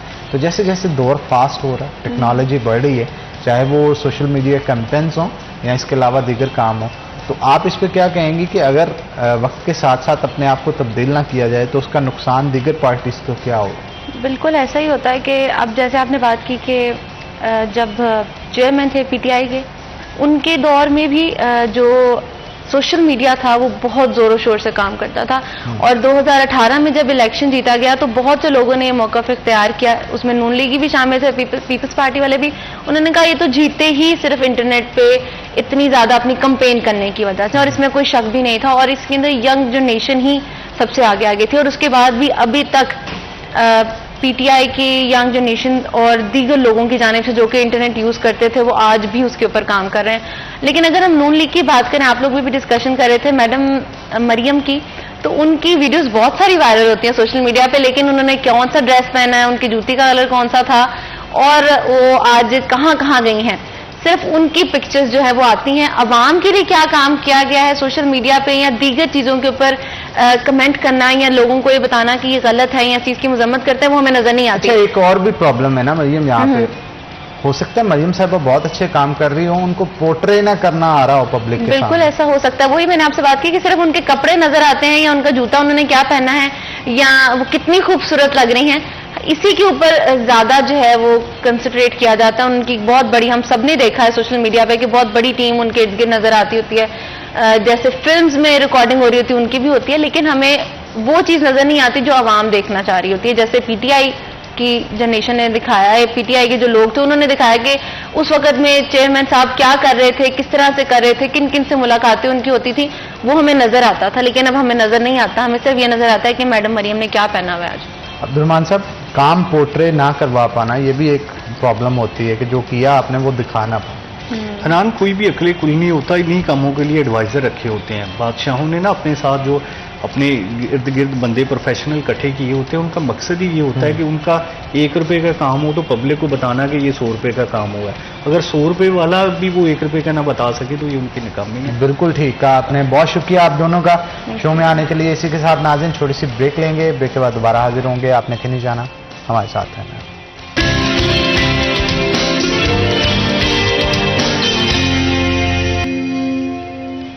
वेलकम बैक नाज़रीन, ब्रेक के बाद खुश आमदीद। नाज़रीन, ब्रेक के बाद हमें नए गेस्ट हैं जिन्होंने ज्वाइन किया और अब खास तौर पे फैसलाबाद पुलिस के हवाले से हम गुफ्तगू करेंगे, क्योंकि जिस तरह से हर ब्रेक से पहले भी हम बात कर रहे थे कि ज़िला कौंसिल के अंदर ऑडिट रिपोर्ट जो है वो तैयार की गई और माली बेज़ाब्तियाँ बताई गई। इसी तरह अकाउंटेबिलिटी जो है वो हर इदारे के अंदर बहुत ज़रूरी है। जब तक ये नहीं होगा तब तक जो उस इदारे के अंदर लोग काम कर रहे हैं या करप्ट अनासर उनको पकड़ा नहीं जा सकता और अदारे को बेहतरी नहीं लाई जा सकती।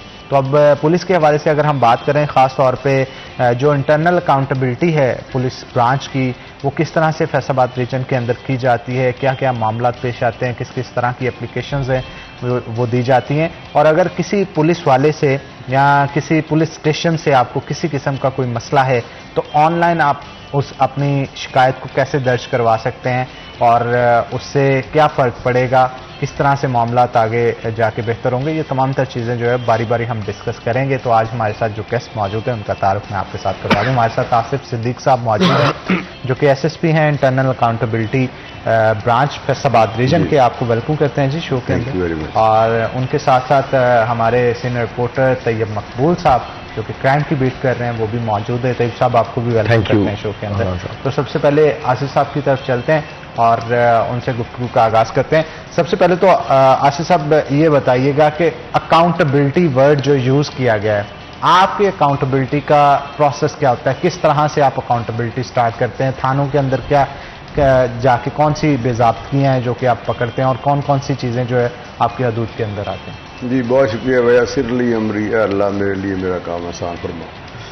ये अकाउंटेबिलिटी जैसे कि लफ्ज़ है, किसी की एहतसाब करना, किसी को चेक करना, उसको इन डिटेल खोल कर चेक करना।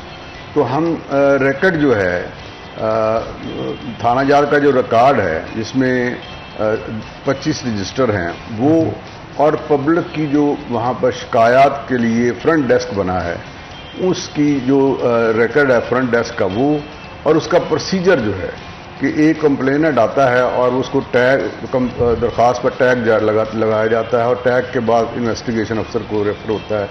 उसमें कोई रजिस्ट्रेशन ऑफ केस में डिले कितना है और वो सारा, और उनका कोई इलीगल डिटेंशन तो नहीं है, किसी को गैर कानूनी तौर पर हिरासत में तो नहीं रखा हुआ, कोई तशद्दुद तो नहीं हो रहा, कहीं कोई इन्वेस्टिगेटर जो है वो अलहदा से बैठकर तो नहीं वो काम कर रहा, और जो पब्लिक आ रही है उनके लिए क्या सहूलत दी गई है, पब्लिक की सेटिस्फेक्शन कितनी है। तो हम उस पुलिस स्टेशन के हमारे 2 तरीके हैं। एक तो हमें सेट इंस्पेक्शंस आ जाती हैं कि ये आपने करनी है। दूसरा होता है कि जो पहले से CPUs, DPUs और DSPs जो हैं वो इंस्पेक्शंस करके भेजते हैं और उनमें जो पॉइंट आउट करते हैं चीज़ें, उनकी हम फिर वेरीफाई करते हैं कि जो पॉइंट आउट की थी इंस्पेक्शंस DPO में वो रेक्टिफाई हुई है कि नहीं हुई। फिर हमें भी स्पेशल इंस्पेक्शंस लाहौर से आ जाती हैं मार्क हो के, वो हम फिर डिटेल से थारोली करते हैं, पूरा रिकॉर्ड चेक करते हैं, पूरा उनका सिस्टम चेक करते हैं और जो इश्यूज होते हैं वो और जो उनकी डिस्क्रिपेंसीज होती हैं वो जो उनकी रेगुलरिटीज़ होती हैं वो अलग-अलग हम सेपरेटली लिख कर भेज देते हैं। बिल्कुल ठीक। उन पर फिर कोई जो ऐसी जिसमें कोई एक्शन लेने की ज़रूरत है, डिपार्टमेंटल एक्शन बनता है, वो उसका फिर डिसिप्लिनरी एक्शन वो वहाँ से लिया जाता है और वहाँ से फिर वो शो काज नोटिस और आगे चलता है। एक सेक्शन ये है। दूसरा सेक्शन हमारा इंक्वायरीज़ का है। इंक्वायरीज़ जो हमें पब्लिक कंप्लेंट्स पर जो इंक्वायरीज़ लगाई जाती हैं, पब्लिक कंप्लेंट्स, पब्लिक जो है वो डायरेक्टली तो हमारे हमसे इंटरेक्ट नहीं करती। ठीक है। वो पब्लिक जो है वो उसके दो मोड हैं। वो या तो 1787 IG साहब का कंप्लेंट नंबर है यूनिवर्सल, वहाँ पर आप मिलाएं उसको, सीधा 042 कर लें, 1787 मिलाएं तो वो आपको आगे से ऑपरेटर रिस्पॉन्स करेगा, आपको खुद ही गाइड करेगा और वो सेट पैटर्न पर आपको नंबर अलॉट हो जाएगा और वो हमें आ जाएगी उसका मैसेज। हमारा ऑपरेटर जब आपकी कंप्लेंट वहाँ दर्ज हो जाए तो हमारा ऑपरेटर फिर आपकी जो है वो सोच, वो जो आपकी जो फिक्र है वो हमारा ऑपरेटर ले लेता है। फिर वो लग जाता है आपके मगर कि हाँ जी आपकी कंप्लेंट आई है, आप कहाँ पे हैं, क्या कंप्लेंट है, वो कंप्लेंट आपकी दोबारा रीराइट करता है। फिर वो उन लोगों से अप्रोच करता है, उन पुलिस अफसरों को सबको 160 का कलंदरा इशू किया जाता है, उनको सब लोगों को बुलवाया जाता है और इंक्वायरी प्रोसीडिंग जो होती है वो शुरू की जाती है। इंक्वायरी जो है वो विदिन 7 डेज और विदिन 15 डेज कंप्लीट करके तो वो फिर हम सबमिट करते हैं, रीसबमिट करते हैं, जिसमें ज़रूरी अमर ये है कि जो कंप्लेनेंट है उसकी सेटिस्फेक्शन ज़रूरी है। अच्छा, मुझे ये बताइएगा सर, अगर किसी आप थाने के अंदर बेज़ादगी देखते हैं, क्या आप डायरेक्टली डिसमिस वहाँ पे करने की किसी को अथॉरिटी रखते हैं या फिर आपको CPO को रिपोर्ट करना होता है? नहीं, हम चूँकि IG के बिहाफ पे कर रहे होते हैं तो हम उसको एविडेंस बेस उसको रिकॉर्ड पे लाते हैं, इन ब्लैक एंड वाइट फिर हम भिजवाते हैं एडिशनल IG IAB को, वो फिर IG साहब को भिजवाते हैं, वहाँ से फिर जो उसका एक्शन है वो रिकमेंड होता है और मुतल्लिका अफसर को जो है वो शो काज नोटिस वगैरह जारी होता है। जैसे अगर मैं स्टैटिस्टिक्स आपसे शेयर करूं, इस 8 महीनों में हमारे पास तकरीबन 116 कंप्लेंट्स आई हैं। अच्छा। तो 106 हमने जो है वो पूरी करके भिजवा दी हैं इंक्वायरीज करके, तो बाकी जो हैं वो 11 जो हैं वो पेंडिंग हैं, अभी चल रही हैं।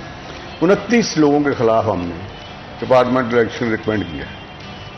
ये 29 ऐसे पुलिस अफसर थे जिसमें constable, head constable, ASI, sub inspector कि जिनका वो ऐसा जो उनका काम था उससे हट के उन्होंने किया और वो काम काबिले वो था, उस पर खिलाफ कार्रवाई करनी ज़रूरी थी, डिसिप्लिन के खिलाफ था, उस पर वो उनको इशू का नोटिस जारी हो के तो फिर डिपार्टमेंटल जो पनिशमेंट्स जो हैं उनको जारी होती हैं, जिस तरह गिसन शोर है, बाकी चीज़ें हैं।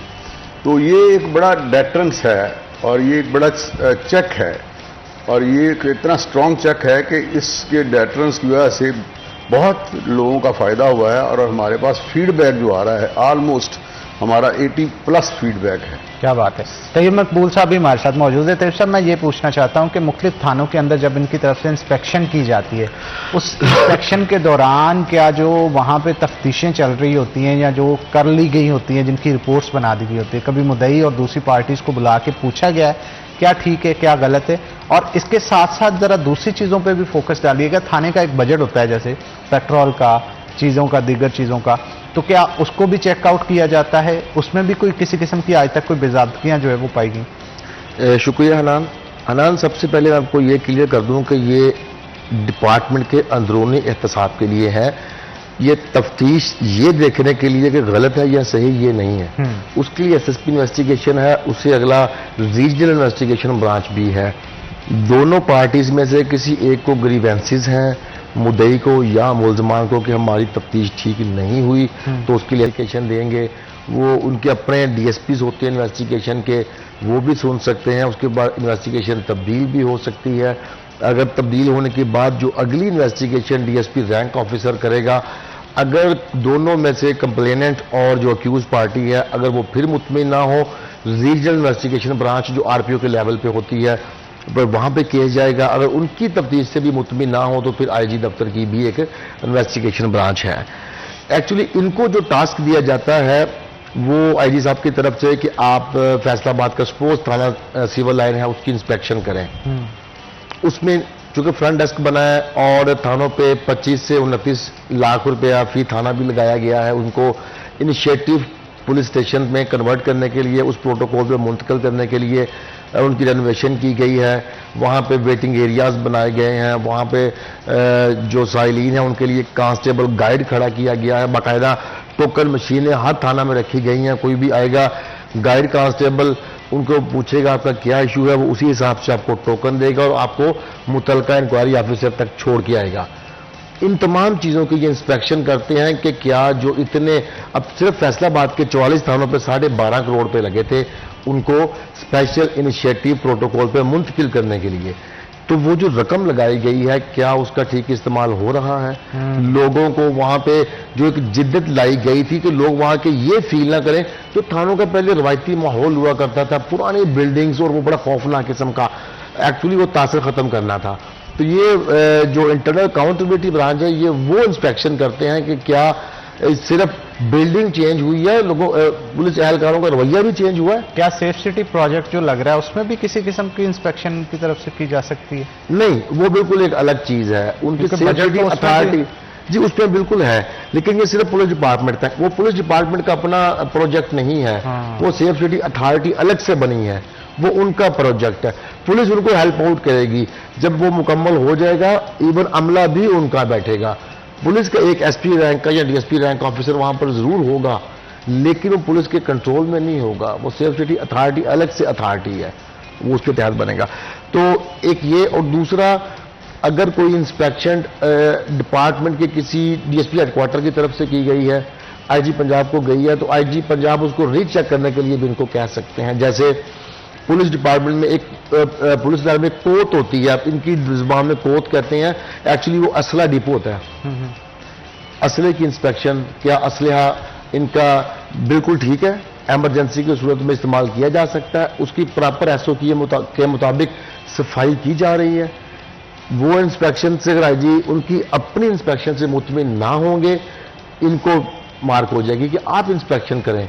फिर ये अपनी टीम की अमला जाके उनका असलहा चेक करेंगे कि क्या वाकई एसओपी के मुताबिक है। और बाजुकात कम ज्यादा भी तो हो जाता है असला। जी अनान, ये कुछ अरसा पहले हुआ ऐसा, काफी सारा असला गायब था। कुछ कांस्टेबल डिसमिस हुए, साथ ले गए। कुछ डीएसपी साहबान ट्रांसफर हुए दूसरे शहरों में, वो साथ ले गए। वो 1 करोड़ रुपए से ज्यादा मालियत का था। उसके बाद फिर वो रिकवर हुआ। जिनसे गुम गया था उन्होंने फिर अपनी जेब से वो पूरा किया।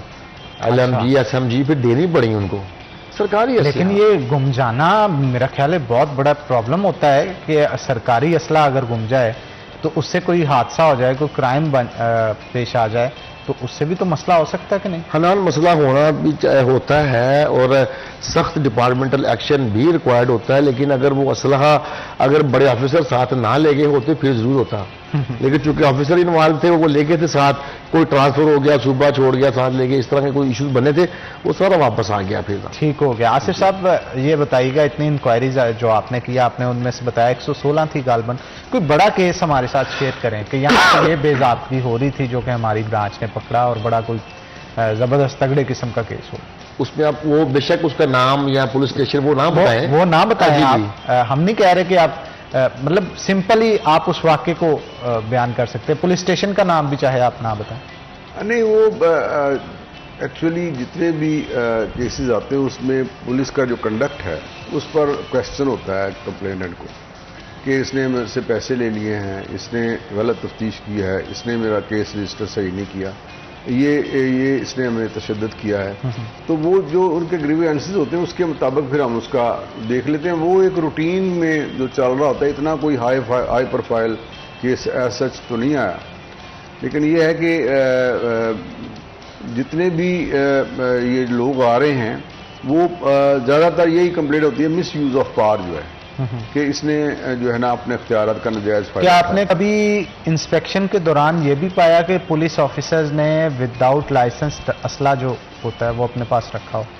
किसी SHO ने, ASI ने, या होता है ना कि समटाइम विदाउट लाइसेंस क्लैशंस या पिस्टल्स, कुछ इस तरह की चीज़ें? ये इसमें इंस्पेक्शन का हिस्सा तो नहीं होती, लेकिन वैसे अगर आप देखें पॉलिसिंग में तो कई जगह पर चूंकि आपका मुकाबला ऐसे अनासर से है जिनके पास जदीद असला होता है।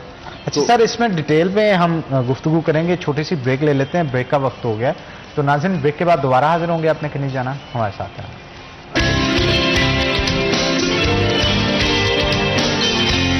वेलकम बैक नाज़रीन, ब्रेक के बाद खुश आमदीद। आसिफ साहब हमारे साथ मौजूद है, मजीद गुफ्तगू उनके साथ करेंगे। सर, बहुत सारे पुलिस के वेलफेयर प्रोजेक्ट्स भी होते हैं, उनकी इंस्पेक्शन आप किस तरह से करते हैं? क्या क्राइटेरिया है उसका?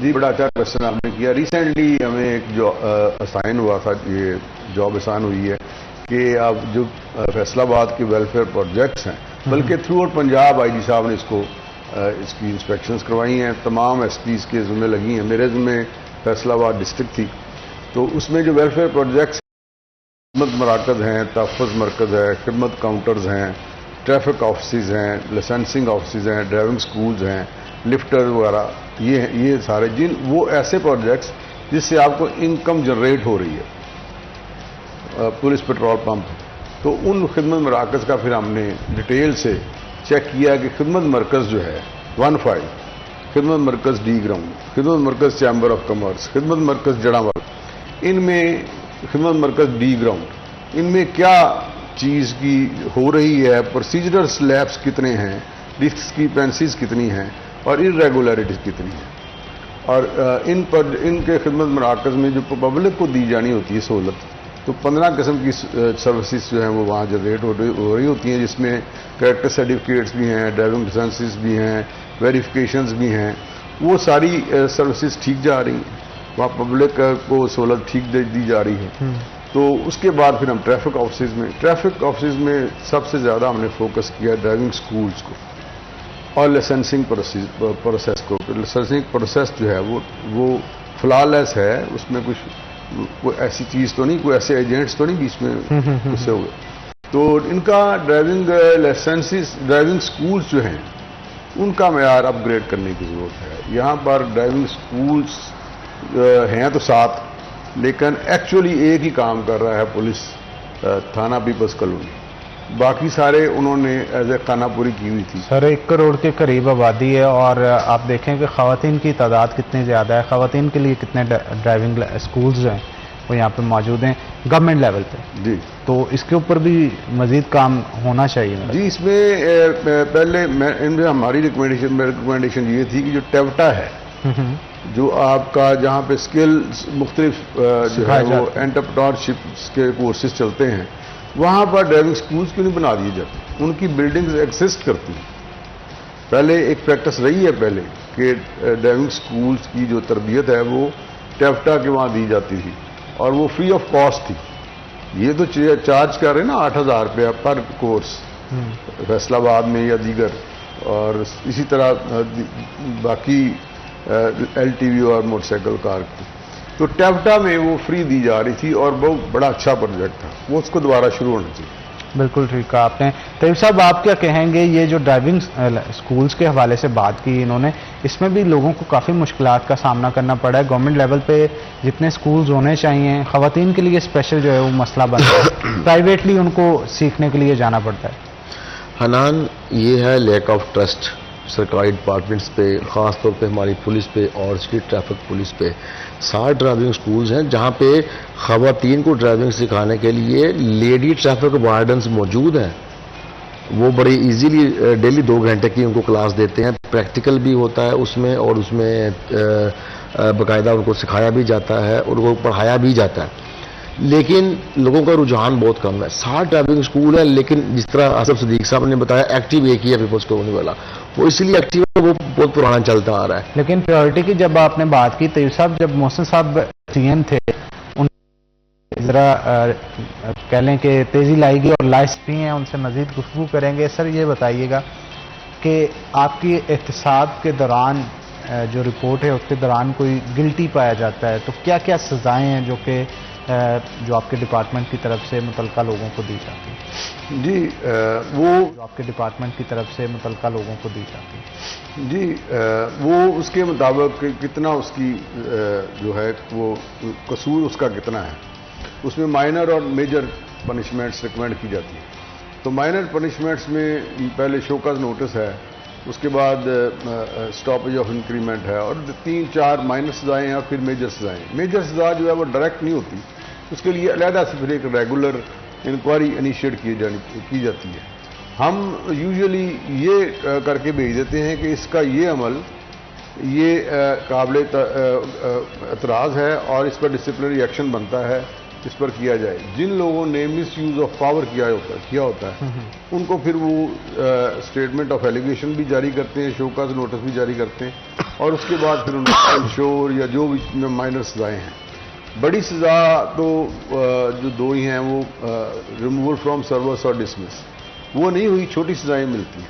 अच्छा सर, पुलिस की उस हवाले से ये सारा काम पुलिस चीफ के इनिशिएटिव देखें ना, पुलिस चीफ का जो इनिशिएटिव है वो ये है कि पंजाब में किसी भी शख्स को कोई भी प्रॉब्लम हो पुलिस के रिलेटेड, तो कई फोरम हैं जो कि ज़िले लेवल पर हैं, और वो ज़िले लेवल के फोरम्स पर से मुतमिन नहीं होता, डिस्ट्रिक्ट लेवल पे नहीं मुतमिन होता, तो वो रीजनल लेवल पर जाता, रीजनल लेवल पर मुतमिन नहीं होता, तो फिर वो चीफ ने एक स्पेशल ये यूनिट बनाया है इंटरनल अकाउंटेबिलिटी का, तो वो फिर उनको देखता है मिन्यूटली, और उसके उस पर फिर जब वो देखता है तो फिर वो इंडिफरेंट होकर देखता है, और वो फिर उसमें से जो हेल्ड फॉर रिस्पॉन्सिबल होते हैं उनको जरूर मेरिट पर देखकर वो रिस्पॉन्सिबल ठहराता है, और उस पर फिर कोई भी जो एक्शन होता है वो सब को वो तशहीर उसकी की जाती है कि ये SHO के खिलाफ, अब एक SHO है उसके खिलाफ जब यहाँ पे इंक्वायरी लगती है तो वो जात कंप्लेनेंट साथ बैठता है, तो वो SHO का तो वो कंप्लेनेंट का तो वहीं पर 50-60% सेटिस्फेक्शन हो जाती है कि ऐ बंदा जिन्हें ज्यादती की थी मेरे जवाब दिया और मैं नाल बैठा, ठीक है ना। तो उसके बाद फिर हम उसका मेरिट पर जो उसकी गलती होती है उसके मुताबिक लिखकर भेज देते हैं। बिल्कुल ठीक। तो ये पब्लिक की सेटिस्फेक्शन बहुत है, पब्लिक का एतमाद बड़ा है। अब उस एतमाद का नुकसान भी समटाइम पब्लिक को उठाना पड़ता है। तैयब साहब, आप इस हवाले से थोड़ा सा बताइएगा, जब किसी पुलिस ऑफिसर के खिलाफ कोई बंदा इनिशिएटिव लेता है तो उसको फिर किस तरह से जिच किया जाता है, तंग किया जाता है, या उसके खिलाफ मुकदमे बनाए जाते हैं, इसके ऊपर थोड़ा सा। नहीं हनान, आपकी आखिरी बात से बिल्कुल मैं इतफाक नहीं करता कि मुकदमे बनाए जाते हैं, वो दौर चले गए हैं हनान साहब। झूठा मुकदमा दर्ज करने वाला अब बच नहीं सकता, ये अब करवाने वाला। अभी मैं आपको रिसेंटली इसकी मिसाल देता हूँ। SHO सिविल लाइन सस्पेंड हुए हैं 3 दिन पहले, अरशद कदीर। एक बंदे के खिलाफ मुकदमा दर्ज हुआ, एक बंदे को फायर लगे, उसने इक़दाम कत्ल का मुकदमा दर्ज करवा दिया। जो उसके मुलजम थे उन्होंने अरशद कदीर से डील की कि किसी तरीके से इसको फंसाना है। उसने एक और बंदा खड़ा करके बोगस मुकदमा दर्ज कर दिया। बोगस मुकदमा का मुकदमा था उसका राहज़नी का, मोबाइल छीनने का। झूठा मुकदमा दे दिया उसके खिलाफ, और जब मुकदमा दिया तो डॉल्फिन को उसने इस्तेमाल किया, डॉल्फिन ने उसको पकड़ के एक और थाने में बंद करवाया। जो उस राहज़नी के झूठे मुकदमे का तफ्तीशी था उसने भी पूरी इन्वेस्टिगेशन नहीं की, उसने बंदा लाया, रिमांड लेके जेल भिजवा दिया। जब ये CPO फैसलाबाद का आमने आदिल के नोटिस में ये बात आई, डॉल्फिन वाले भी सस्पेंड, SHO भी सस्पेंड, और वो तफ्तीशी ऑफिसर भी सस्पेंड। और अब ये सिर्फ सस्पेंड हुए हैं, उनके इख्तियारात सलब हुए हैं, अभी इंक्वायरी चल रही है और ये डिसमिस भी होंगे, मेजर पनिशमेंट मिलेगी। अब वो दौर नहीं है तो किसी के खिलाफ आप झूठा मुकदमा दर्ज कर दें, नॉट एट ऑल। हाँ, अखलाकी प्रेशर जरूर है पुलिस का कि अगर पुलिस के खिलाफ कोई एप्लीकेशन आती है तो कोई इलाके के कोई चेयरमैन से, मोअज़्ज़िज़ीन से जाने यार इसके कहीं मेहरबानी करे, यार हमारी जान छोड़े ना करे, अखलाकी प्रेशर जरूर है। लेकिन अब वो दौर नहीं है कि आप मुकदमा लेट कर लें, आप बोगस मुकदमा दर्ज कर दें, या अपना जो मुद्दई आपके खिलाफ जिसने को कंप्लेंट की है उसको थ्रेट कर लें, अब वो दौर नहीं है। अच्छा तैयब साहब, इस पे भी थोड़ी सी रोशनी डालिएगा। अब मेरे ख्याल वो जो एक 9C का पर्चा देते होते थे मंशियात के हवाले से, उसमें भी मेरा ख्याल है अब कुछ चेंजिंग्स आई हैं कि वो डायरेक्ट SHO नहीं दे सकता। अब जिसने पहले ये था 9C का मुकदमा दर्ज कर लिया, बाद में वो चूंकि बरामदगी हुई नहीं थी, दर्ज कर लिया, बाद में कहीं से लेके तो साथ ही वो डाल दी, चर्च बाद में डाल दी। अब नहीं, अब जिसने कहना है कि मैंने ये बंदा पकड़ा है तो कहना लाएं, जो बरामदगी है वो दें। अब बरामदगी पहले देनी पड़ेगी कि हाँ जी ये इससे रिकवर हुआ है। लेकिन तैयब साहब, इसमें यह भी तो हो सकता है वो बरामदगी जिसने करना है, क्राइम करना है, वो तो ऑर्गेनाइज करके करेगा ना, तो वो लेके दे देता है, फिर भी इसको सच और झूठ साबित करने के लिए क्या क्राइटेरिया? देखें अनान, मैं आपको एक बात बता दूं, जितनी मर्जी पुलिस पे खामियां होंगी, कभी भी किसी के खिलाफ ऐसा मुकदमा जिसमें उसका गंदा रिकॉर्ड बन जाए झूठा नहीं होता मुकदमा। डकैती का मुकदमा झूठा नहीं होता। अगर किसी ने मैं झूठ बोल दूं मेरा मोबाइल छीना गया, वो नामालूम होगा। का मकसद रिकॉर्ड चीजें जो है 9C, एक बंदा मंशियात फरोख्ती नहीं करता उसके ठीक है, तो आपने बता दिया। मुझे ये बताइएगा, ये नॉन कस्टम पेड भी तो होती हैं कई गाड़ियां। जी, उसका रिकॉर्ड नहीं मिलेगा ना आपको। हाँ, उसका भी रिकॉर्ड नहीं मिलेगा। ये इंशाल्लाह आप दुआ करें, ये मोहसिन नकवी साहब अल्लाह उनको जिंदगी दे, उन्होंने ये शुरू करवाया था, बहुत बड़ा 2016 से ठप पड़ा हुआ था, ये नकवी साहब ने आके शुरू करवाया ये लास्ट ईयर। तो इंशाअल्लाह ताला आप ये देखिएगा जल्दी मुकम्मल हो रहा है। आईजी साहब का भी बड़ा फोकस है, अब जो मौजूदा CM है उनका बड़ा फोकस है कि बनना चाहिए। उन्होंने कहा कि पूरे पंजाब में हम आस्ता आस्ता बनाएंगे। आप देखें अगर वो हो जाए तो हमारा स्ट्रीट क्राइम पूरे पंजाब का स्ट्रक्चर ही चेंज है, सबका सिक्योरिटी के हवाले से हो जाएगा। बहुत शुक्रिया जी आप दोनों का, आप शो के अंदर आए और शो को चाशान लगाए। तो इसी के साथ नाज़रीन, आज के प्रोग्राम से अपने मेज़बान हनान बुखारी को दे इजाज़त। इंशाल्लाह फिर होगी आपसे मुलाकात, तब तक के लिए अल्लाह हाफ़िज़।